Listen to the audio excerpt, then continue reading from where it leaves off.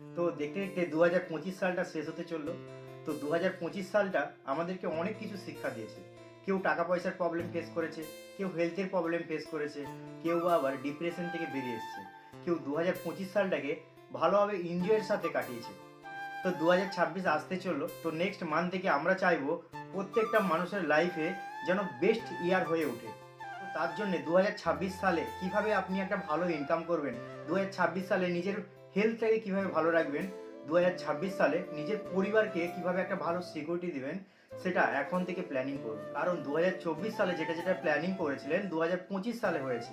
2025 সালে যেটা প্ল্যানিং করবেন সেটা কিন্তু 2026 সালে হবে। আমি অলরেডি নেক্সট ইয়ার কত টাকা ইনকাম করব এবং পরিবারের জন্য কি করব না করব সমস্ত কিছু প্ল্যানিং করে রেখেছি। আপনার যদি প্ল্যানিং করা না থাকে আমি বলবো ইমিডিয়েটলি প্ল্যানিং করুন। আর আপনি যদি আমাদের সাথে কাজ করেন তাহলে আপনি কিভাবে একটা ভালো ইনকাম করবেন তার জন্য আমি আছি। তো লাইফে আপনি যাই করুন সেটার জন্য তাড়াতাড়ি ডিসিশন নিয়ে শুরু করুন, কারণ দেখতে দেখতে বয়সটাও বেড়ে যাচ্ছে আর আমাদের জীবনের সময়টাও কিন্তু শেষ হয়ে যাচ্ছে।